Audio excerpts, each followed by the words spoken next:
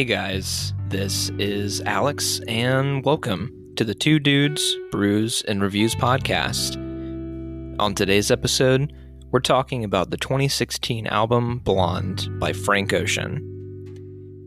If you like what you hear, consider subscribing to the podcast, give us a rating, and maybe even tell your friends about us. With that being said, we hope you enjoy the show.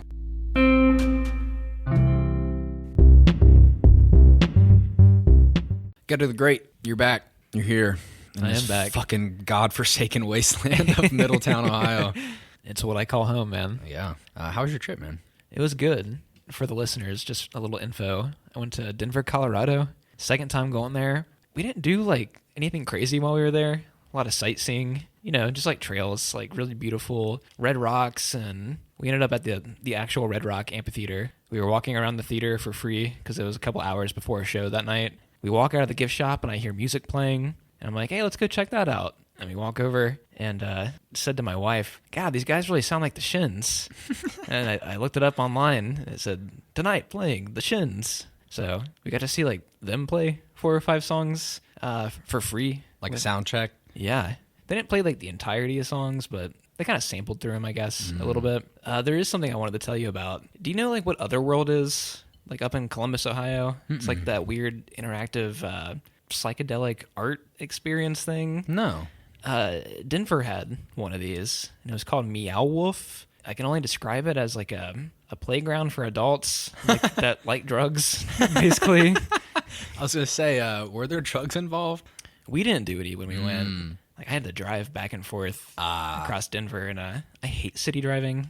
But this place was 3 stories high, 20,000 square feet or something. It's a giant building. You just walk through all these weird rooms where you'll open a door and you walk in, and all of a sudden like you're in a completely different setting, and like there might be a tube in the ground that you can crawl into, and then you'll crawl through it and end up somewhere else. And wow, we got lost in there for about 3 hours. That sounds awesome. I took a lot of pictures and videos, so I'll probably show you when we're off the air. But yeah, that was Denver, man. Good food, good beer, good other stuff, if you catch my drift. Yeah. Hey, it's legal there. True. Yeah, I'm sure that was a good time. I've never been out west, so excuse me. That's my. We're drinking the old Baltimore Blonde from old Guinness. This is the first time I've had this beer in a very long time, and it's a lot better than I remember it being. Light, crisp, a little bit of fruity notes. I'm a sucker for blondes, so. But yeah, I've never been out west.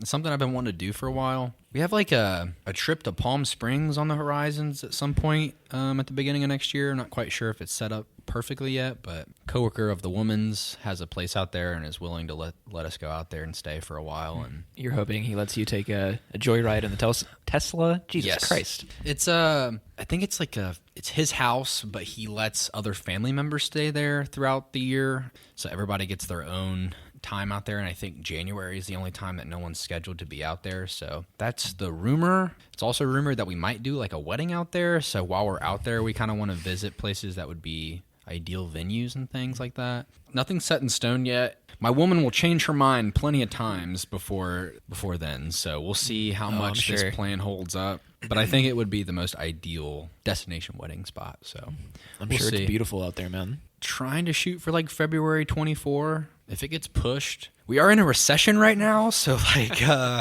the old money ain't flowing like it used to be. Price of living's gone up. We've been struggling to find places to live, which has been a little bit disheartening, I'm not gonna lie. It's been kind of shitty. My psyche hasn't been very happy with that, and it's been a little disheartening. But I really should have done the old transition off the blonde beer. But we are doing Frank Ocean Blonde as per my request. Man, this album's old now. I mean, not old, but I mean, it's 6 years. Turned 6 in about 2 weeks, I believe. This album has just kind of become like a classic. I mean, I think it will live on top 10 albums of decades, like of the 10s for sure. Oh, absolutely. Top 3 easily. Did you make this one of your top albums? When I did my little blog post a couple years ago, I think it landed at number 4. It was just behind like To Pimp a Butterfly and 22 a Million, like the other Getter typical favorites. Yeah, I think Swans might have been in there somewhere. Fuck you. God damn it. Bunch of hipster picks. So me, basically. Yeah, this album has staying power. I feel like everyone I know has heard this record, at least like in our age group. like the 20 to 30s. Yeah, totally. I feel like if it's been referenced, it's always considered a great album. I don't know how much we're going to add that's too new to the record, but I do want to come into it just appreciating the fuck out of it. Do you want to go track by track? How do you want to tackle this? I'd say it's your topic, so you can do whatever you want. I like going track by track, but I mean, if you want to bounce around, I'm totally fine with that too. Can we just preface that, like, it had been rumored prior to this record that, like, Frank had like a new album coming out, like it got that like hype cycle, but then he released Endless, which was basically a music video album The guy building a staircase. Exclusively on Apple Music, and like I thought that was it. Like I thought that was the album. Like many other people. There was such disappointment when it wasn't the case, but when everybody thought it was the case. I stayed up till midnight that night to watch that shit, man. Same. It's like 45, 50 minutes long, I think. It's been a long time. I don't have Apple Music anymore, so I can't like go and find it. I haven't gone back to revisit it since that night of August 2016. It came out like probably like 2 or 3 weeks beforehand. Before Blonde? Yeah. I think Blonde came out like the next day. And I think he did it because it fulfilled like a contract obligation. He wanted out of his major label contract. Yeah. So he was able to release Blonde independently. And one of the biggest swindlings of a major label contract I've seen in my lifetime. Good for him. He's been kind of MIA for a while now. He had a couple singles come out, like 2-3 years ago? Yeah, the fall of 2019. Stuff like DHL and In My Room. He also had those like Spanish-influenced A-side, B-side double single he had. Those were really great too, but he's been kind of MIA. I thought like during that time he was about to release another album, but I'm pretty sure close relative of his passed away. Was it his brother? His brother. After that, I feel like I haven't heard anything about him. Kind of curious to know if like he'll ever release music again. It kind of seems like he's not really in production mode, or at least I haven't heard anything surrounding that. So I have heard that he's recording right now, actually.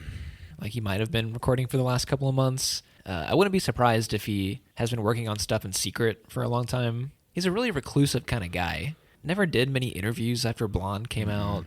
God, you know what? I was just reminded today that he was like an Odd Future guy back in the day, which is fucking weird to me. I think he was like probably the most closest with like Tyler. Probably, yeah. They featured each other on stuff, over the years.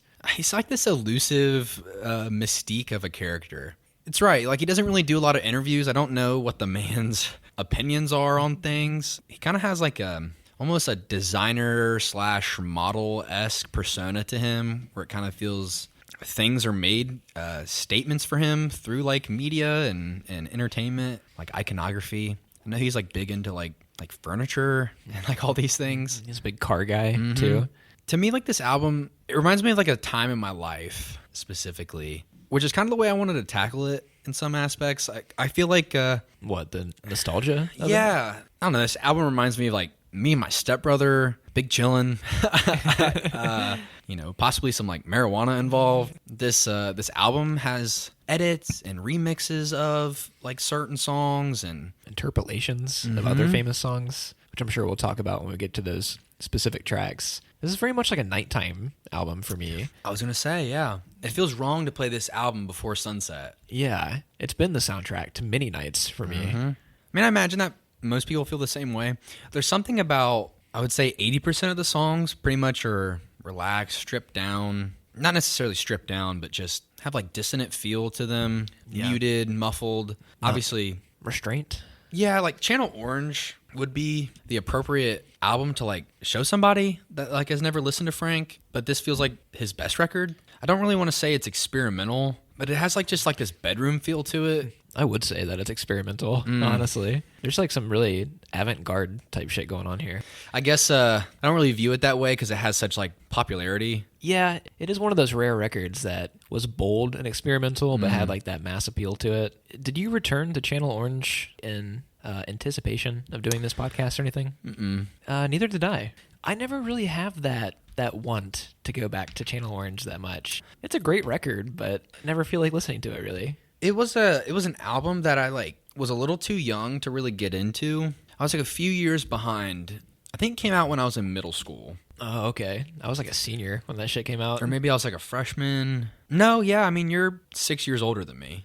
Uh-huh. You're 29. I'm 23. God damn it. Yeah, old fuck. But to me, it never really caught on And it never was like passed around between friends or never like gained popularity through like just social groups in high school and stuff like that. We did have those albums. Like I remember being like at wrestling meets and we would pass around like Post Malone, like he was really big, stuff like that. I mean, things that I really remember. I never really got into, I don't know, how do you put it, like underground rap. I mean, not to say that Frank is underground, but he was kind of on the outskirts. Yeah. Like Odd Future. I mean, he was a part of Odd Future. I guess that was pretty niche at the time, at least. Mm-hmm. I had that moment with Brockhampton, though.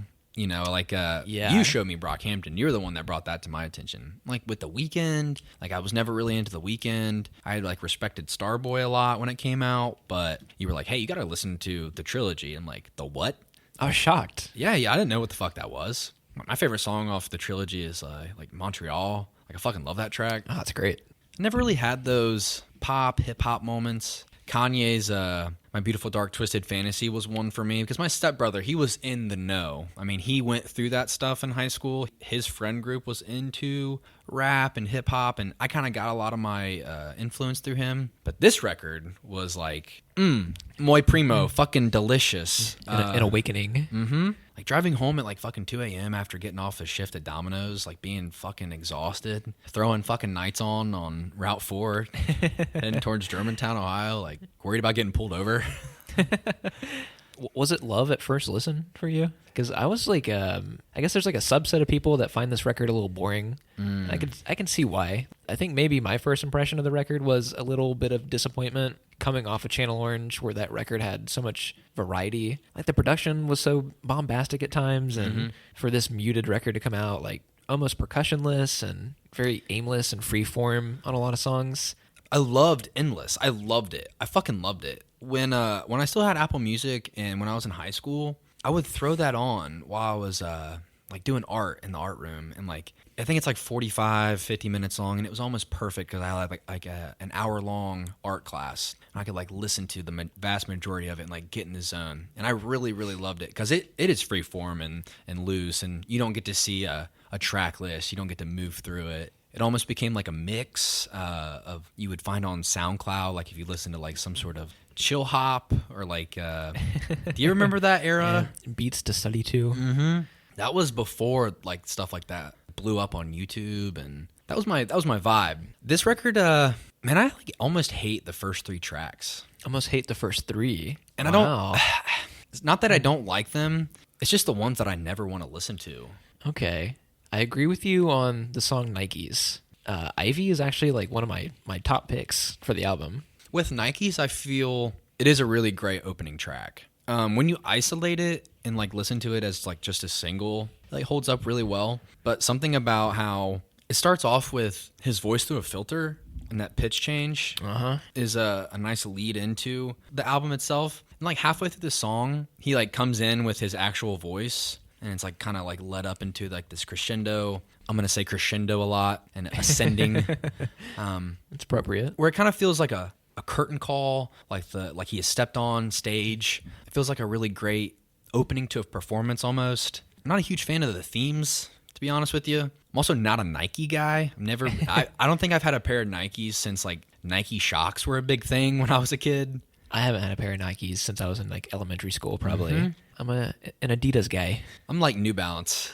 If I had to pick like a name brand shoe, I usually only wear Cole Haan shoes now because got the hookup. My future brother-in-law has worked there for a couple years, and I get $120 pairs of shoes for like $30, and it's the best.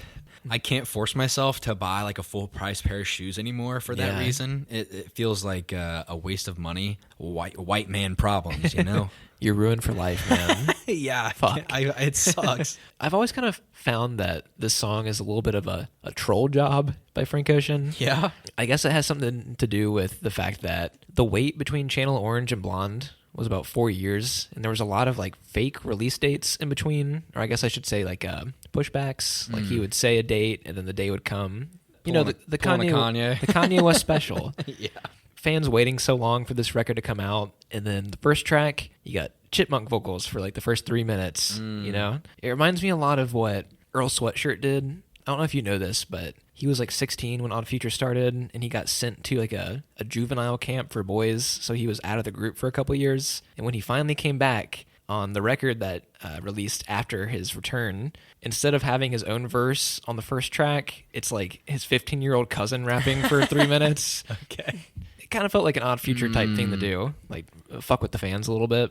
I've never been a huge fan of the pitch shifted vocals on this track. Other tracks, I think they're implemented like almost perfectly. This one, I don't know, the sleepy tight beat nature of the song, and I don't know. I understand. I totally get that. It's like a little screechy at times, and it kind of feels weird to like sing a melody straight out of the gates with that. I could understand if it like connects verses like with a bridge, but instead it's like a few minutes of it, and it's a little like I'm just not a huge fan of this song. When he brings out his normal vocals, it feels good. I mean, Frank Ocean has a beautiful voice, and when you hide it behind shit like that, it feels like a little it's frustrating, sacrilegious, and yeah, fuck you. I think the beat opens up a little bit more in an interesting manner once you get to that part too, where it becomes more of this like aimless drone, like samples kind of clashing with each other. This is one of like the few moments where there is a little bit of drum in play. I mean, there are only like a handful of tracks that there is actually a drum beat or a drum track. About 3 or 4 on the whole record out of these 17 tracks. I've always seen Nikes as kind of like a prologue to the album, and like Future of Free to be an epilogue, where like the real record is kind of sandwiched in between those two bookends. So I don't feel like the quality of those two tracks, in my opinion, like really affect the way I see the album altogether. Okay. I would never play this track outside of the record. Never. There's quite a few tracks like that too, really. A lot of like the interlude stuff. I don't have too much to say about Ivy. Have you like played it out over the years, or nah? You're just not a big fan of this one? I'll tell you why. I really don't feel like the album opens up well for me until Solo, because I think my favorite moments are between then and Siegfried. We'll get there. I mean, Ivy is one of the few moments on the album itself where it kind of feels upbeat, less fucking sad, emo-y. Well, the lyrics are definitely there in the sad department. I guess like a lot of the songs on the record are him reliving memories, or like kind of like waxing poetic on his past a little bit. I don't know, I've always liked the sound of this song. The flange guitars, like the palm muted guitars that kind of like go behind it. His vocals are slightly pitch shifted on this one, but like in a way less obvious manner than it was on Nike's, where I think he did it to make it sound like he's youthful, like more like a lot younger than he is, because he's reflecting on a time when he was younger. Thematically, a lot of songs on this record are about past love and like self-reflection and like learning from little moments. I've always really liked the emphasis on the phrase "it's good" on this track, where like it is kind of a ballad about love, but it becomes very passive aggressive, where he's like shouting, "It's good," like, you know what I mean? It's fucking awesome. That is true. I didn't really look at it like that. I've always found the little screamy outro to be very bizarre. Like I like it, but really weird artistic choice. It actually reminds me a lot of Endless. Oh yeah? In Endless, there's like moments where it feels like somebody's slamming a door and like dropping shit, and it kind of feels like one of those moments where it is a little bit on the aggressive side. Dude, Pink White. We had a Pink White moment earlier. Dude, when we were driving over here, it was fucking beautiful. Dude, cotton candy clouds, man. I was like, are we in California right now, man? This is fucking beautiful. So are you not a fan of this one either, really? Nah, I don't want to say I'm not a fan. It's just that they're songs I don't seek out outside of a whole record. To me, these 3 tracks feel the most de facto single. They feel the most commercialized. I want to say maybe it's just because they feel the most like Channel Orange or even like other singles. This one definitely feels way more Channel Orange than anything else. It's very uncharacteristic for the album. It's not like a bash. It's not why I'm here. It's not why I'm there to listen to the record. It's not like it's bad. I'm never mad when it comes on. Nah. I noticed there is like an ease of listening while listening to the record for the last few weeks. I mean, it felt seamless and there was no resistance while listening to the record front to back when it comes to these tracks. Like it's not frustrating in any way. It's just something that I don't associate with the record when I think about it. I mean, those moments come later with like Self-Control and Nights and other big deep cuts like that. Which I mean, the back half of this record is just fucking quiet banger after quiet banger. That's a good way to put it. I feel like I don't have much to add. Something that's I've noticed while doing the album reviews, if I don't vibe with it, I don't want to give much energy to. I mean, do you have much to say about it? I have a few comments to say about it, Go ahead. I guess. Production done by Pharrell. I think the beat's really nice. The staccato pianos that come on, the dun, dun, dun, dun, dun, like the bass is moving. Some of the breezy like California guitar, like the acoustic stuff that comes on the second verse, I think is very nice. And I didn't find this out till last night when I was doing research for the album. Beyonce has uncredited vocals on the back half, which I never had any idea. Only Frank Ocean could get Beyonce to not only sing background vocals, but also be uncredited on the song. And I think she does a great job, too. It's a very heavenly outro on the track. The song is a vibe. Like, don't get me wrong. It's very groovy and like mellow, and it's good to put on in a Sunset Drive. Would fit perfect with an animated music video or something. I don't know. I could see that. Have you ever ventured down that rabbit hole of like watching people edit Frank Ocean songs off this record? And I have not. This is one of those songs. I mean, I'm in agreement with you with the fact that like maybe my first 5 to 10 listens of this record back in the day, this was a track highlight, but now I don't really associate it with the Blonde sound. Maybe this is just him like kind of like easing you in with like the old stuff a little bit, and then we can get to the aimless, drony, emotional shit, around track 4 or 5. His lyrics pair very well. They feel almost intertwined with the instrumentals going on. I mean, there are moments like later in Interlude. What, like Skyline 2? Yeah. Where he's just offbeat. and you would think those two things don't go on the same record. I don't know. I guess you put it a good way. It does feel a little removed from the Blonde sound. This track, it does feel like it would fit on any other Frank Ocean project, though. I don't know. That's why it kind of reminds me of the De Facto single type shit. I'm just not a huge fan of the first 3 tracks. They feel like the least unique to me. I guess when albums get experimental, which they're about to be, like for the rest of these tracks and everything. I guess when the things that are a little bit more commercialized, they don't vibe with me. They feel a little out of place. I guess I want somebody to lean fully into it, but I mean, they still capture like the essence in a way that is a little bit more digestible compared to some of the other more challenging songs, which is no big deal. They fit fine on the record, but to me personally, they're not my favorites. But maybe it is a good warm up to like what we get next, which is like an interlude. It's like very strange. The mom voicemail. And I always want to skip it because it like makes me feel weird.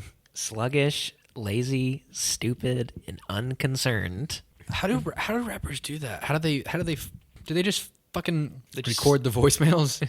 They just save every piece of audio they've ever gotten. I learned last night that this isn't even Frank Ocean's mom. Okay. It's a voicemail that his friend received from his mom, like when he went to college, I guess. And he just threw it on the record. It does introduce that repeating keyboard motif that you'll hear like in the background of all the other interludes on the record. Yeah, you just gotta be yourself, man. Don't do drugs or alcohol. I do want to talk about Solo. Not my favorite track, but I do have a lot to say. Okay, go for it. It does tie in with like the first 3 tracks. It's not something I return to very often, but something about like the church chords on the organ.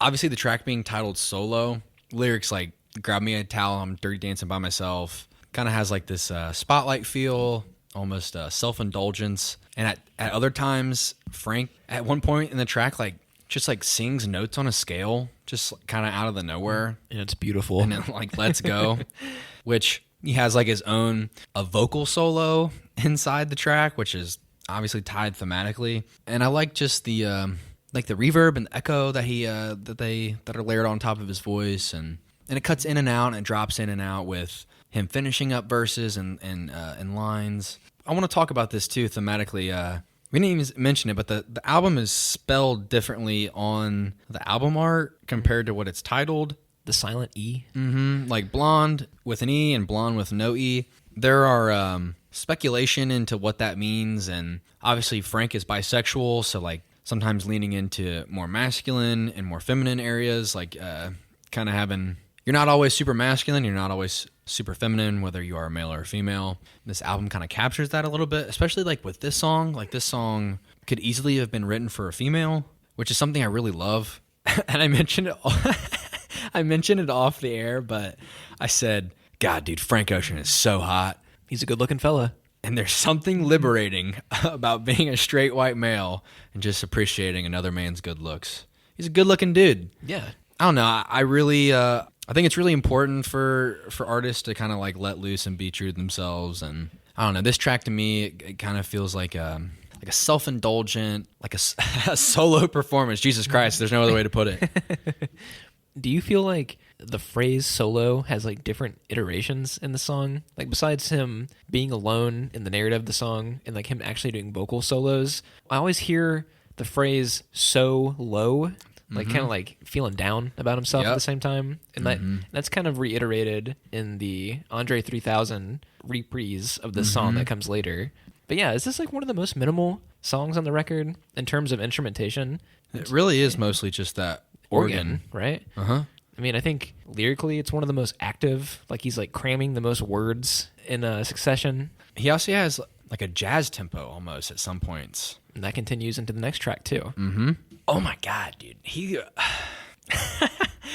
Dude, if Frank Ocean is a time traveler, he went and listened to Mr. Morale and put it on in the background for this. Because at a spot, like, sounds like he's playing United in Grief in the background, like under a blanket. Is this like the little outro that comes at the end? It's actually like, I want to say like 30 to 40 seconds in. It's just like this really quick like drum beat that hops in. You can barely hear it, and then it like drops out. Oh shit, I must have missed that then. It literally sounds like it's in the background. It was so funny. I have to pull it up later and show you. And he is like singing off tempo. And then another thing I noticed thematically, tying back to the last song, he echoes the word solo throughout that track, and then someone just pops in and says smoke. Like it's like this random. I don't know why that fits in, but the ad libs on Skyline 2 are fucking weird, man. Some really nice like extraterrestrial. I'm not even sure what kind of instrument it is. Is it guitar or is it like a manipulation of a keyboard of some sort? It's really cool sounding though. You know, for as minimal as the record sounds, goddamn, there's so many layers, especially like when you get to songs like Nights, for example. Like, that song is just fucking chaos for whoever's fucking mastering the record. But there is moments where I don't know what the sound is, and it feels so artificial, and I know it was probably created either via manipulation of instruments or a synth or any stuff like that, where I can't quite put my finger on it, but I'm like, yeah, it fucking works for me. I've always seen Skyline 2 as a little bit of an interlude in a way, but it's almost a full song at the same time. It's very strange. It's like 3 minutes long. I'm looking on Genius. It says, initially, Kendrick was rumored to feature on this track, shouting out the ad-libs. Yeah, I don't hear Kendrick. I definitely hear Frank. I've always loved the phrase, that's a pretty fucking fast year that flew by for some reason. Pretty fucking. And his delivery of it is so great. Some parts of this track kind of border on slam poetry in a way. Piss break. You ever had a poolside combo? I guess. Yeah, I can't think of many that would be up to par with this one, but no. The track that got me to recommend this record right here. This is an all-timer, all-time great song in my opinion. Yeah. This record actually has 2 all-time great songs, and you already know what the next one is. The song, it can come on at any time, whether I'm in a good mood, bad mood, depressed as shit. I will always get up and fucking jive to it, man. This is like fantastic. Kind of mentioned to you earlier that when the album first came out, it wasn't a song that like hit the number one plays quite yet. But as the album got older and had time to digest, it became easily one of the best songs and the most popular. I have to agree with the sentiment of one of the best songs. Like just period. Yeah, it's so good. I don't really understand what it's trying to get off, but it has a little bit of a 22 a million feel to me in a way that thematically I don't really understand what's being said, but the way it's being said, you feel that shit. Feel that shit. Which is great. That's how a song should be. I should be able to like feel it without really knowing what's being said. I'll be the boyfriend in your wet dreams tonight. Yeah, that's always like a really tough lyric to get past without noticing it. Wish I had that kind of confidence, you know? We get the actual him saying, "You cut your hair, but you used to live a blonded life," is the only moment in the record where it references the title of the record. It also kind of sounds like blinded life, the way it comes off. Yeah, it does. Have you ever tried to like interpret what that means exactly? The lyrics on this record have a very poem feel to them. They're very esoteric. Mm-hmm. What does noses on the rail, little virgin wears the white mean? Cocaine, brother. You right. Where's the white? Okay. Thanks, man. Appreciate it. My chief correspondent on cocaine. God damn it. Before we started the podcast, I mentioned you have cocaine face. You fucking whitey. Yeah, I've got a little bit of color right now. I get more tan than many gingers out there. You do. I'll say that. I give it to you. You get more tan than my girlfriend, and she's not ginger, so she's like porcelain skin, dude, year round. I feel like this song starts the trend on the record where tracks become a little bit more multifaceted, where you can have unexpected changes, or the song feels completely different by the time it reaches the halfway or the end mark. Mm-hmm. I mean, this guitar in the first half of the song, it's very like John Mayer style, kind of. I believe it's played by indie artist Alex G. Not me. Beat me to it. The album gets like really jazzy. There's a lot of jazz chords that gets thrown around. Oh, yeah? After this, the guitar becomes jazzy, almost bedroom demo feel. I don't know. To me, like, this is where the album really starts for me. I feel like the best run of tracks happen after this, or I feel like thematically we get really tied into what the album's about from here on out. I think it really like kind of helps start and like tie together some like the themes of like forbidden love and things not really working out, kind of lustful and confused, or like fighting for love that you're not allowed to have, which I think it could tie in really well with like themes of homosexuality with somebody that's not out of the closet yet, and kind of be tied into that. I don't want to say culturally that like homosexuality wasn't at the forefront of pop culture. I mean, obviously gay marriage had been passed and all that thing. Like, even though like for some reason they're trying to fucking, I don't get it. Yeah. We're not going to go there. I can't fucking stand it. But anyway, the song like really elevates. At the beginning of the song, it is just like this really stripped down bedroom guitar. And then halfway through in the back half, it like gets elevated by bass notes with Keep a Place for Me. When those lyrics start coming in, Oh my God. it really starts to push in like heaviness, which is like really great choice artistically to keep something stripped and then elevate it with something simple as just like a couple of bass notes. I mean, it's not like something crazy. They start adding like a filter effect to some of the vocal tracks that appear here. Kind of feels like a lot of vocal tracks are combating each other a little bit, like combining or like fighting each other a little bit. But when he comes in with those multi-layer harmony vocals, I know you gotta lead. Like, that is like one of my favorite moments in music, like, period. The outro to the song makes me feel like as if I could float, you know?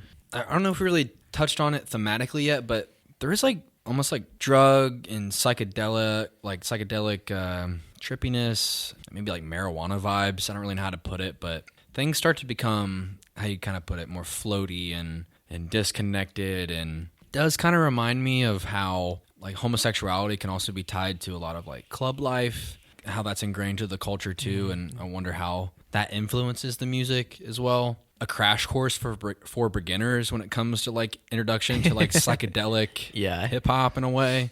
I don't know. I guess like on the R&B side of things, these are like little moments like that where things kind of get unapologetic and they cut loose and just allow it to be. It's fucking good. Yeah, God, this is one of the best tracks, man.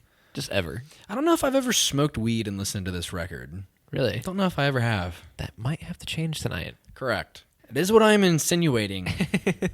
I catch your drift. At a later date. But yes, the outro is fucking beautiful. Very similar to Nights, and we'll get there, but it is one of the best moments. I mean, I'll fucking sing my heart out to this song, without a doubt. I did it about 3 times today at work. Good. In the car. Good. It's probably my favorite track on the record. I mean, yeah, for sure. Very close with Nights, but yes. Good guy interlude. What do I say about this guy? Is he a good guy? He's a good guy. He released this record, so he's a good guy to me. It's only a minute long. I feel like this is only here because I don't think most humans could take self-controlled nights back to back. Yeah, that's a good way to put it. The interlude itself, though, kind of does talk about, it almost kind of feels like a Tinder meetup. Just down to fuck, but we're not really going to talk about anything. Yeah. I don't know, kind of has that vibe to it. I think he was trying to give like somebody the benefit of the doubt. This is one of those tracks that I always forget is on the record, like in between these 2 tracks at least, becomes overshadowed for that reason. It's nice though. Love the keyboard playing on this one. A little aimless sounding. Vocals have a little bit of a different production spin on them. Feel like a little bit farther away. But yeah, it's just an interlude. It's good. You can take the reins on the next one. On Nights? Really? Go ahead. When I wrote notes last night, my first note just says, best fucking song ever. My first note says, certified hood classic. Even on like one of my first listens of the record, when this first came out, a lot of the tracks like took time to grow on me, but this was instant. Just knowing it was a perfect song off of that first listen. It follows that formula that Self-Control takes too, where it's split in half kind of. I might even argue that this is kind of like 3 songs in one, in a way. I do want to mention that the album splits perfectly in half during this track. I've heard this. How do you plan that out? Fucking because you're a musical genius. You know, something that I think that really resonates for me, I don't know, just talking about sun's going down, time to start your day, bruh. Yeah. Fuck. Why you gotta do that? That sounds a lot like us. Maybe you not so much anymore, Mr. Morning Shift. Hey, dude, I'll tell you something right now. Working in the morning definitely changes your perspective on things. Your energy levels are higher and Really? yeah, for sure. Because you can kind of push through the grog of your day. Here, for example, when you go into work at 5, you have like your midday energy, your clarity that you achieve at the midday. You feel like you've pushed through the morning grog. You're not tired yet. And you feel like your brain's moving at full functionality. And then you hit the end of your shift where you feel like you're going to fucking die. It doesn't feel good to push through 9, 10, 11, 12, 1 o'clock. I mean, that's when you're getting tired, you're getting frustrated, you're hungry maybe, you haven't had time to have dinner yet. But when you work in the morning, you wake up and the first thing on your mind is get cleaned up, go to work. No big deal. You accomplish your shit and you go home and then you are like liberated from this fucking prison that you've been in all day. And you're like, hey, I got fucking some time to kill here. Not being asked backward is very nice. It's all I've ever known. Hey, same here, man, until like these last few weeks. This is a really hard track to talk about. Ever since we started this podcast, doing this record's been on my mind, like specifically for songs like this. And now that we're finally here, it's like, what do I say? It's just like one of the best fucking songs ever. Something about this album is so intimate. It feels like it's like grafted on you. It feels such a part of you that it's really tough to open up what seems like a wound in some way. Yeah, that's a good way to put it. Yeah, man. I've had some long nights where I'm just like beat down and at some of my lowest points, like just being fucking exhausted. Like maybe things aren't going well. I don't know. I feel like this song really embodies that. People are relying on you. You know, you got to get up and you got to do your shit. You got to go to bed. And on the weekend, you got to be on everybody else's time. Maybe you don't have time to maybe you don't have that time to be alone with yourself and like check in with yourself because you're just on the go so much. Yeah. And my life is very easy compared to many people that live like that. I mean, there are people that work night shift and have like 3 kids at home and like somebody watches their kids all day and you work in a factory or things of that nature where my life is significantly easier than that. But when I want to have my pity party, this song definitely encapsulates that feeling of restraint. It's also just fucking beautiful. Like it's it's psychedelic, and when the song splits in half and you feel like you're going through you're on the come up or something. You know what I mean? Of like a trip. Something about just the headspace that this song creates is fucking legendary. Yeah, legendary is a good way to put it. Everybody always talks about the beat change on this one. Actually, I really appreciate the section that comes directly before the beat change, where the song trades those stabby synthesizer notes for this very fuzzy, warm kind of atmospheric instrument that comes in. And dude, I fucking love the little guitar sweeps they do before the beat change actually happens. Mm-hmm. It is amazing. I also find the last half of the track to be a lot more reflective than the first one, talking about having to transfer campuses from New Orleans to Houston because of Hurricane Katrina. Fucking on you when I didn't even own a mattress. Like shit like that. Like I always really love those. Could only eat at Shoney's on occasion. Yeah. And Shoney's isn't exactly fine dining. Great vocal delivery to close the track out. I was going to say with the everyday shit, yeah, dude. It really helps capture that mundane nature of the day-to-day, on and off the clock, repetition. I don't know. I don't want to be super pessimistic. Obviously, the song itself does create an atmosphere for self-loathing, but I do think part of it is perspective, but I think there always is a moment in time where I think many of us have felt like this. What, stretched a little thin? Yeah, and also trying to find yourself and figure out what you want in life, and maybe you're not necessarily feeling like you're going places. You feel like you're stuck somewhere and you haven't really achieved what you consider adulthood status yet, and you're somehow stuck with a shift that It like belittles you, and I don't know. I think many of people have been here, and I think this is a really good song. I mean, I know my parents worked late. I mean, I know they worked late for a long, long time before I was born, after I was born, and I'm sure I'm gonna have to do it at times. I don't know. I feel like the track really just captures the mundane, but also it's fucking beautiful. So I mean, that's good. It's a 10 out of 10 track where the words of any podcaster will never do it justice. And it's so chaotic. I mean, like instrumentally, it is so chaotic. There's so many layers. I could not even imagine like trying to strip them down. I would love to see the master, like the master file, and just to see how many layers there are. I would too. How many single recordings there are for individual instruments and specific note runs, and I respect the shit out of this song. It's weird that Frank Ocean is like main producer on this record. I don't know if he had that title when he did Channel Orange. I don't know. Somebody can find out for you and lead into solo. Weirdly enough, the only note that I wrote for this track is Andre 3000 kills it for 2 minutes, no comment. I also put Andre 3000 go hard. Dude, this instrumental could have been fucking ripped from Mr. Morale. Think I mean, so? it's fucking... No, it's literally like The high school piano. and a hard-ass drum trap beat. Like, it runs so hard, so fast. I don't know if there's any drums on this one. Is there? Uh-huh. Really? I thought it was just piano. Like, I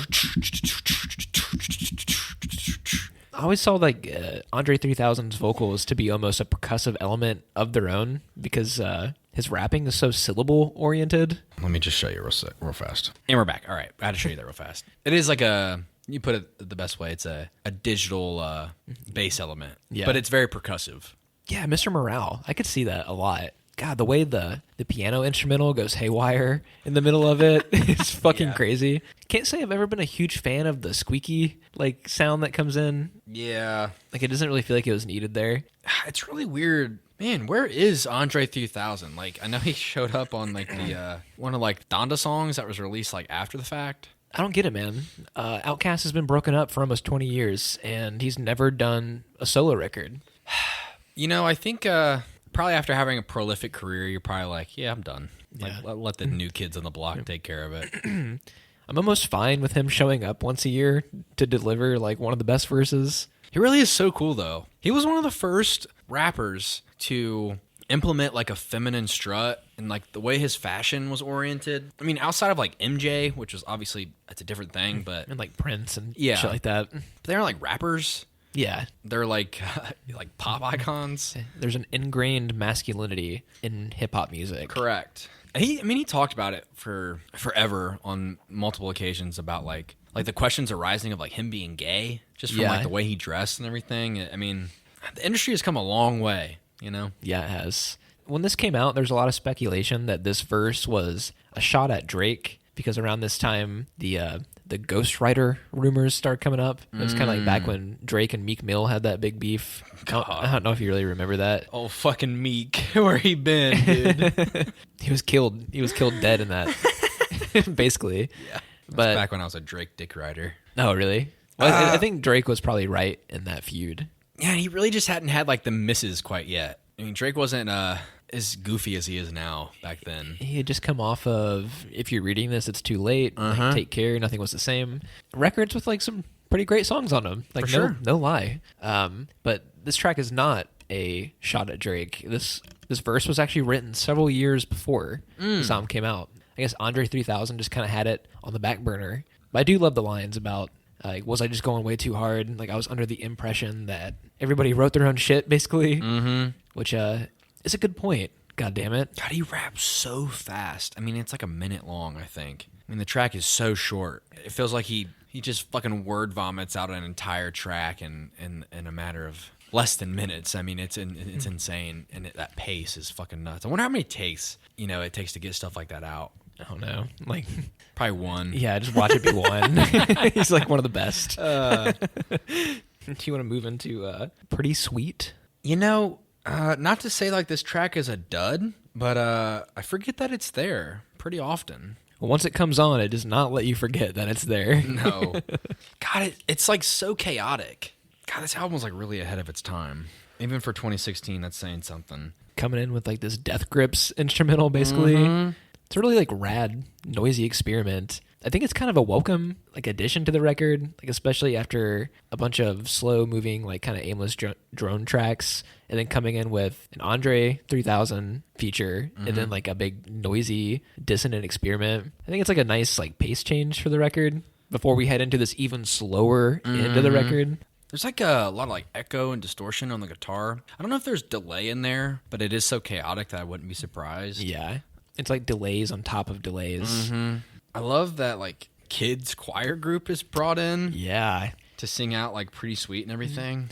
Do you know what like that addition reminds me of? Do you remember the production on that last FKA Twigs record? She came up in my Discover Weekly on Spotify for this week's rotation. I like almost completely forgot about that record. Really? The Mary Magdalene? I love that album. Yeah, you do. I know you do.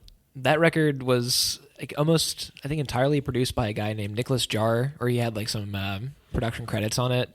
And he's like known for very like ambient, but also chaotic stuff. And he used a lot of children's choirs on that record. This track sounds like it's produced by Nicholas Jarre, honestly, especially when it comes into this like IDM cyberpunk shit, like in the middle of it, which I think is very cool. It's only like 2 minutes, but I mean, it's a very weird track, like to be in the middle of this album. I was going to say, it doesn't really feel like this record's vibe, but it's not unwelcome, like straight off of like the Andre 3000 song. So, I mean, it fits in that context. And I think it does do a really good job of being sandwiched in between that and an interlude that kind of have like that moment of like things that are a little bit more intense, cerebral, and upfront and in your face. It's a good way to like hide stuff like that in a record, if that's a good way to put it. Just it feels... He's poking the listener to make sure you're still paying attention, basically. I mean, dude, this run from Solo Reprise, Pretty Sweet, Facebook Story, and Close to You, this is a super weird run. Just touching on Facebook Story real fast, I think it's like funny. Just where this guy's just talking about how they had to break up over them not being on like Facebook friends or something. She wants him to add him on Facebook when they're like right in front of each other. I think at the beginning of the skit, he says that like Facebook had just come out, so this wasn't super normalized yet, really. My advice is just fucking add her, dude. Like avoid the fight. Nowadays, yes. But back then, it's probably like, dude, who cares? It's not ingrained in the culture yet, man. Yeah. It's very strange in retrospect. Reminds me a lot of the themes of Bo Burnham's Inside, kind of like the way it commented on technology. God, it's so funny how much culture has changed in the last 10 years because of stuff like that, where you're almost like expected to see things and like be communicated by your family and everything. Like you're like to be in the know about things that are happening with like close friends and family members. And like, I shouldn't say I don't have a Facebook. I have a Facebook, but I strictly used it for the Messenger app, You're a lurker. For my paintball group that I was a part of a couple years ago when I was playing paintball and all that shit. And that was really fun. But dude, those guys lived on Facebook. I mean, like those guys sat there and talked in the group message like all day long, and that's like not part of that culture. And a part of me like thinks that Facebook is reserved now for like your grandma and like white trash people, Republican misinformation campaigns, basically. And comment on Facebook and advertisements. Yeah, fuck Facebook. Fuck a lot of social media. I hate it. I'm getting there. You know, we don't really talk about it on the air very much, but our friendship. There are a few things in life that make me feel extremely alive, and being with the people I love, and like whether that's like family and obviously friends, and dude, like fuck social media. I feel like it's so. I heard recently. I was just listening to a podcast. Of course, I have to consume it through the internet to hear this message, but they were talking about how people act so much different in a room compared to online. But we live online all day long, and then when we're in rooms with people, it feels like that's living in the back of our head, like online culture, and I don't know. It's like very frustrating because I think a lot of us would converse better if we didn't have our phones in our pockets all the time. I kind of wish I would just resort to having like a flip phone at times. You know what I mean? It's very frustrating. I get it. Anyway, where are we at? Those were comments for Facebook Story. Yes. I don't have a whole lot to say about the Close to You. I do. Really? I have so much to say. I love this track, but it's so brief. Yeah, God. It's one of the tracks, and I know it's an interlude, but I wish it was like 5 minutes long. Oh, yeah. And I wish he would sample more from what it's being sampled of, because it's a sample of Stevie Wonder's live performance on the David Frost show in 1972, where Stevie Wonder is almost kind of debuting talkbox technology, like the talkbox as an instrument. Oh, shit. I did not know this. And David Frost is sitting right next to Stevie Wonder. And Stevie Wonder is covering Close to You by the Carpenters. And it's also a mashup between that song and the Jackson 5's Never Can Say Goodbye. Wow, this is a combination of deep cuts. And it is on an interlude sample on Frank Ocean's Blonde. And I find it... He's also like doing an interpolation on top of all this shit going on. I implore anyone who's listening to go look up that live performance. Look up Stevie Wonder, Close to You / Never Can Say Goodbye. It's such like a really unique moment in time. I mean, this was a year before my father was born, and the people in this room are just absolutely blown away. They're like laughing with joy. The fact that this dude's like singing with a tube in his mouth. And it's fucking awesome. And if you don't know what a talkbox is, if you've ever heard, and I'm sure you have, Bon Jovi's... Bon Jovi's, fuck, what is that song called? God damn it. It's not Living on a Prayer, is it? No. Way-o. You know what I'm talking about. Fuck you, brain. We don't need to give too much energy to Bon Jovi. You give love a bad name. Yeah, okay. Sorry. I got there. We need like a producer to look up this shit. Where's Isaiah when you need him? I know, right? God damn it. Miss that guy. It's fucking beautiful. It's like a perfect little time capsule. It's back when like late night was a thing, like late night television. Not to say that it hasn't been on the outskirts for that long. I mean, I feel like the pandemic really put that on blast. Like it ruined that format. Yeah. But it felt like it's just like this really intimate moment. And David Frost is sitting right next to Stevie Wonder. Like, it's so... Like, that guy had the best seat in the house. It's fucking awesome. And Stevie Wonder's young as fuck. I mean, he's, like, skinny with short hair. And it's fucking awesome. And I love every once in a while going on YouTube and finding that performance and just being absolutely blown away. We're going to have to watch that tonight. I've never seen it. Oh, dude, it's so good. I'm so hyped. I do love this track, though. I mean, it's so short and brief, but... They make it unique with the kind of a fragmented production style, percussion sort of like stumbling over itself. And there's like a vocal sample, like from the actual the performance itself. Yeah, it closes out with that, doesn't it? Yeah, the outro is just the lyric. It says, "Just like me, they long to be close to you," which is a great song, by the way. If you ever listen to it outside of the record, the Carpenters version. Piss break. You know, when I get rich, I'd like to own a white Ferrari. Oh, yeah? Nah, probably I don't know, I'd probably fill a white man's dream and just get in a Corvette. You know? It's Dude, the easy thing to get around here. If I got rich, I would probably continue driving, like, Hondas for some reason. I'm not a big fan of, like, flashing luxury. Yeah. Really. It's something me and Elizabeth have talked about many a times. It's, I think if we were rich, we'd probably try to keep it on the down low. Like, I'd like to have a really nice house, not necessarily a car. Yeah, this track, really stripped down. It's one of those songs that sounds like it starts mid-note. Yeah, it does really kind of feel like you've skipped half a second into it. Yeah, kind of reminds me of when we reviewed like Swerve City by Deftones, like where that song just kind of, like I'm in the middle of it right now. We're here. I love this song, man. This is a great track. I don't know if there's like a whole lot to say about the first half of it because it's so simple. I mean, I guess I do like some of the dueling vocal tracks that are on it, like some background stuff that's a little bit more quiet, colliding with Frank's main vocals. The track shines in that second half, though. What kind of pushes it in that direction for you? What, on the second half? Because I feel like I've accidentally flipped on For Emma Forever Go by Bon Iver. Okay. Yeah, does it not sound like... You're right. That's a good way to put it. Oh my God, like the lone acoustic guitar that just comes out of nowhere, and then more multi-track vocals where he's like kind of calling and responding to himself. Like that shit's like, it's magical. And he does say "I do magic" in the lyrics on this song, so he's correct. There's like these glistening synth sounds. These keys are being hit, and they almost like distort into nothing, and they like cascade over each other. And he'll go, like wail. Where's Tom York when you need him? Oh, I know, man. Yeah, it does kind of get like this like a dreamy quality to it at the end, and that's a good way to put it. Justin Vernon could have been on the track for sure.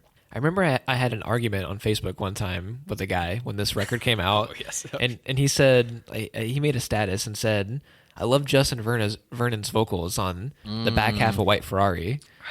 And I was like, yeah, it does sound like him, but it's not. It's definitely not.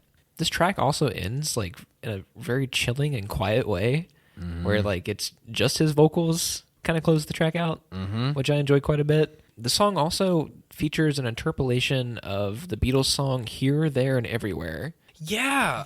John and Paul are like credited because of that. You are right though, where the track really does shine, because like the first two verses are kind of like simple, obviously great vocal performance, but they feel like effortless compared to like like when the third verse starts, because he like really starts to soar over top of the track itself. Yeah, he does. And then he like does really like kind of like lay us down gently at the end, which is really nice. And mentioning like those glistening little sounds, those kind of trickle out into that as well.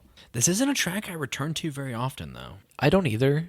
I would never really single it out, but when it comes on, I'm a very happy man. How do you say this next track? Is it Siegfried? Yeah. Yeah. Okay. For the longest time, I thought this was a reference to like Freud. Like but, Sigmund Freud. Yeah, but like I like didn't realize the spelling difference. Yeah. Apparently, it's like a reference to a Norse god that was known for being very brave, and of course, the lyrics of the song are like the antithesis of that, where he's like continuously shouting, "I'm not brave." Kind of the return of that shouted vocal from like some parts of Ivy. It says Siegfried slays the dragon Fafnir and wins the princess Brunhilde. Brunhilde, bro. Fucking Django's this wife. is about Django. This is about Django's wife, homie. We watched that recently. We did. I've seen it like 3 times this year for some reason. So fucking good. Yeah, I love that movie. It's not my favorite Tarantino movie, I don't think. I don't know. It might be. It's a great entry Tarantino movie. I really struggle with like naming my favorite Tarantino film, because every time I watch Django, I'm like, yeah, that's his best one. I'm like, it's the best one. Yeah. I think front to back, it might be the most digestible. Yeah. And the one it feels like culturally relevant and also action packed in a tasteful way, like in Tarantino style. Tarantino tasteful. Yeah. But this track, man, like the guitar sounds so far away. And it's like it's been motif throughout the rest of the record, where in songs with like self-control or God, it's doing these like 80s guitar sweeps, like the shredding. something about it too. Also, like kind of helps isolate his vocals, kind of puts him center stage. Where like the vocal performance, I don't really compare it to something like Solo, but it does feel like it's being set up on this pedestal to be important by not having the instrumentation be so heavy-handed as compared to like other experimental songs on the record. I've never felt like there's a clear-cut chord progression on this one. Like we're just like floating in space through the entirety of this track. I think the song starts out like on this like descending scale. Yeah. Like this sweep it feels so out of character, but this is the song that reminds me of the most of Endless. Just like the fluidity and the freeform nature of it, where it's not necessarily grounded in any sort of like repetition or chord progression. I also love it thematically, like talking about like should he just settle down with a couple of kids and two kids in a swimming pool so he can have those poolside convos finally. Yeah. God, I love his vocal performance on this one. It might be my favorite of the record. The crackling, I'd rather live outside when he holds that note out. There's like such a pain behind it. It's fantastic. This is like actually one of my favorites on this back half of the record. For sure. I think this is probably my favorite track behind Self-Control and Nights. But like the narrative, I don't really understand. But I don't necessarily think that's super important. I kind of mentioned earlier, like I don't necessarily need to understand, but I need to feel, and that's important. Like I need to feel, damn it. There are a few things in life that keep me feeling, and this is one of them. He does like bring in more like drug-related lines, talking about eat some shrooms, maybe have a good cry about you, see some colors, light hang glide off the moon. Yeah, dude, this last section is incredibly spoken word style, which I think is really cool. He also like talks about Nirvana, which was like also mentioned in Nights. Yeah. We didn't really touch upon. Want to see Nirvana, but don't want to die. Correct. Like the blissfulness of psychedelics, basically. That's a very valid point. I mean, I get it. I'm right there with you. He does kind of like lean into like the nature of thought. It talks about I'd be dreaming of dreaming a thought that could dream about a thought that could think of dreaming a dream where I cannot. Like stuff Oh where, my god. where's fucking Dr. Seuss feature, bro? Yeah, I don't know. I like the looseness of it. Yeah. It feels like kind of the dark side of a trip, maybe, in a way, where maybe like Nights and songs like that are a little bit more blissful, even though they're kind of rooted in darkness. If Skyline 2 is the yin of the record, this is like the yang. This is like the evil twin of that track. Very similar structure, or I guess lack of structure, I should say. The length is there too on this one. This is like over 5 minutes long. Track also ends with a interpolation of the track "A Fond Farewell" by folk singer Elliott Smith, which is pretty interesting. Don't know if you're familiar with I'm not. Elliott Smith. I'm just about to ask you that. Kind of like the guy that Bright Eyes built the blueprint of their sound from, in a way. Old emo, very descriptive, poetic, narrative style writing, guy and a guitar. It's cool to see it here, though. You know, Johnny Greenwood from Radiohead is like cited on this record. Don't know if like he did strings or Interesting. Yeah, I couldn't find it. That guy fucking pops up everywhere for some Dude, reason. I know. Doing all the Paul Thomas Anderson films and yeah, dude, guy stays busy. Busier than Tom. Release a fucking Radiohead album. Come on, man. Oh my god, I know. You're keeping my white boy pussy dry. Come on. I think they're busy doing The Smile right now. Tom and Johnny. Yeah. Which I'm fine with. I really liked their last record. Can we talk about Godspeed? Let's do it. This is one of the tracks I did not write any notes for. It's a cover of James Blake, right? I don't know actually. I've never seen any credits that said James Blake his song had like been taken from this or anything. Maybe it's vice versa. I wouldn't be surprised if James Blake had production credits on the record. Maybe. This is very much his like kind of style. It was produced by him. It was helped produced by him, this track specifically. Okay. Ooh, the sample outro that this track ends on is very James Blake. Well, James Blake also has a song titled Godspeed, and it's the same track. I mean, it's the same song, just in a different tone. Damn, really? Was his a cover of Frank? Yep, it was a cover. Okay. Settled. That clears it up. Yeah, James Blake's version is just like a piano ballad. I like to hear that. Yeah, we'll throw it on afterwards. Put it on the list. Yeah. Thanks. We have about 3 hours worth of material to get through. Yeah. God, dude, I feel this track so hard. God damn, I don't know. This one might beat Siegfried for me. Really? This one might be like number 3. Probably go Self-Control, Nights, this track, and then Siegfried. It's a very pure vocal performance, though. Is the "I Will Always Love You" is this like a Whitney Houston shout out in some way? Yeah, maybe. Did she die around this time? I don't think so. Maybe it was a couple years later. Kind of has like the same sentiment though. I get like the vibe of like the curtain closing on the record with this one. Where, like, it's like the penultimate track where it's the second to last. Yeah. We've talked about this plenty of times, but tracks like this feel like they should close. Yeah. And then you get something tied on the end of it.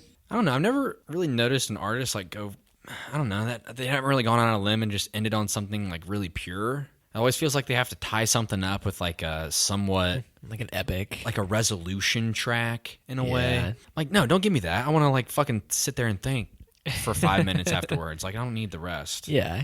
Right? I mean, Future of Free does feel like the credits roll kind of track. Sort of like on that recent Kendrick record, where the last track on that felt like an extra, like a bonus track in a way. Mm-hmm. Yeah, this is the real closing track to me. God damn, this song fucking hits. It fucking hits, and it hits hard, and it hurts me. Like, wishing you Godspeed.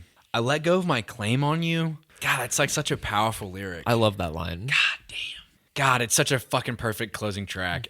I wish it did end on this.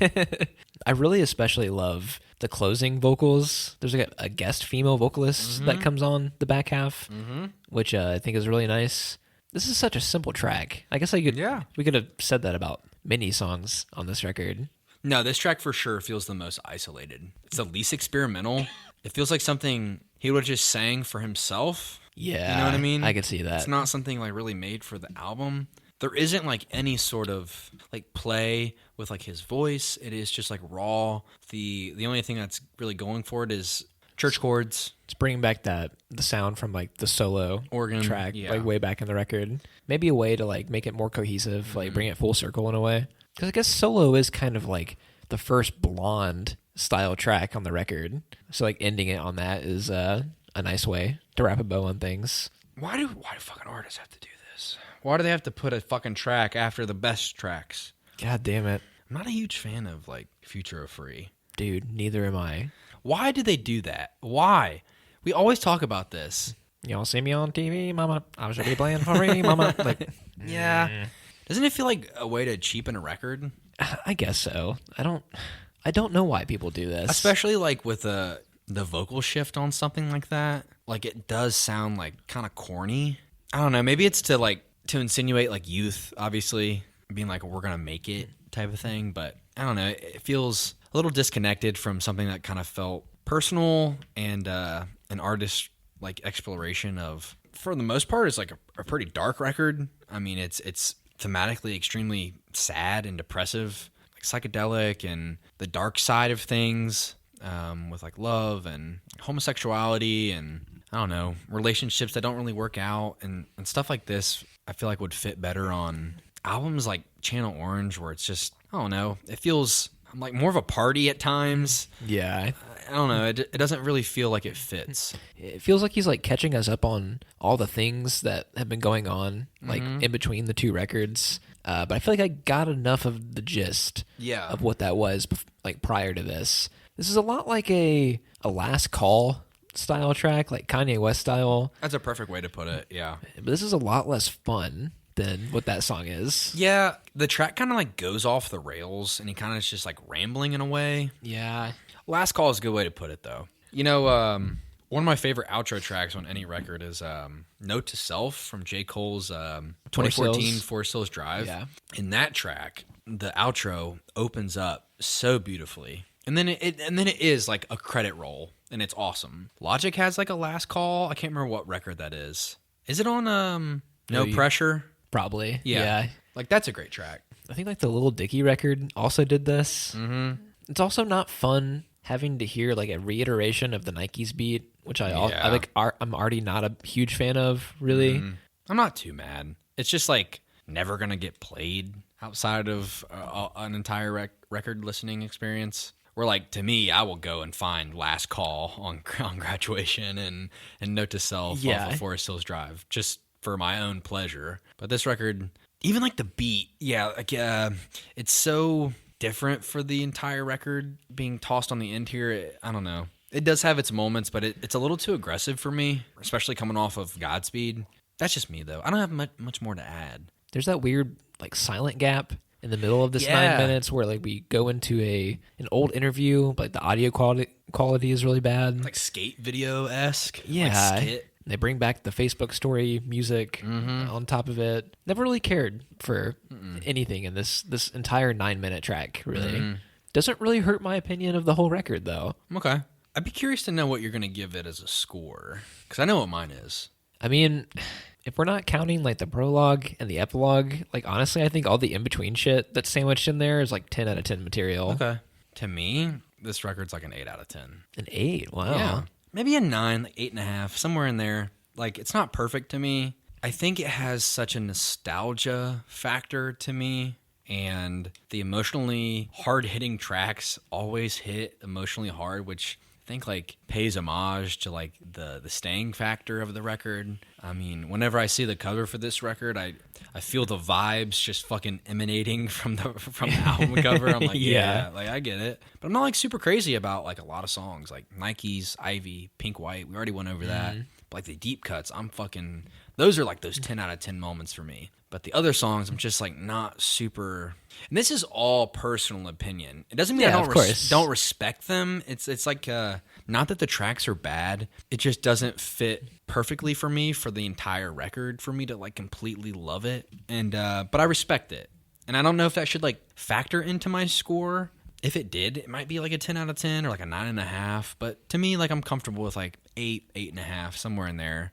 Part of the love for me just comes from the vibes that the record like gives off, and that's super important to me. That might be what drives it forward so much for me. I always see it as kind of a record that's more than the sum of its parts. I mean, it's got these weird down-tempo, low-key tracks, and then a couple all-time songs. I don't know, like, there's an aura about this record.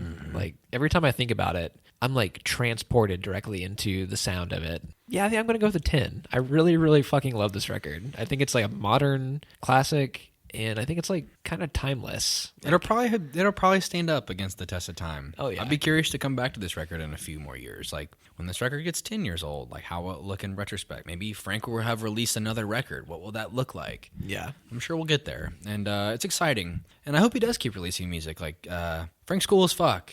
And when his name gets tossed around or when he gets featured on something, like it feels really important. Piss break. I'm ready, white boy. I don't know why I had so much trouble deciding what I was going to do. There's a couple other movies that I really had in the woodwork, a couple of records that I really wanted to talk about. And I hate doing this because I feel like I've been doing it a lot, but bringing really big directors each time I recommend something. That's all right. I'm always doing like Safdie Brothers or Martin Scorsese, David Fincher type shit like that. Mm-hmm.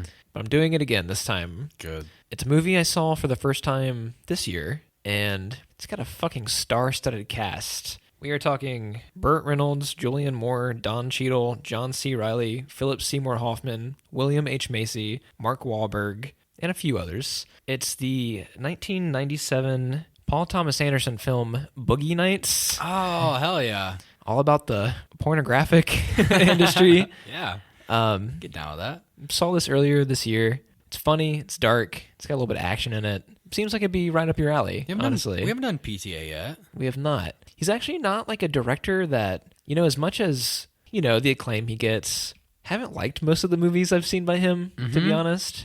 But this is the one that I really like by him. That's saying something. Yeah, I know.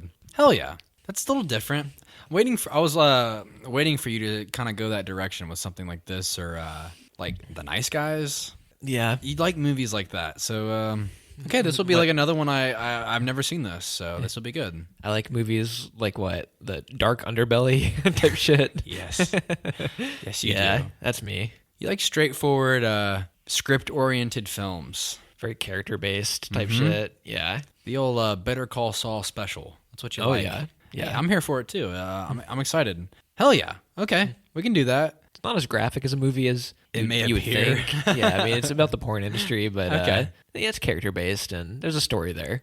Sounds good to me, man. I'm signing off. Will you do me a favor and sign these mofos out? Adios.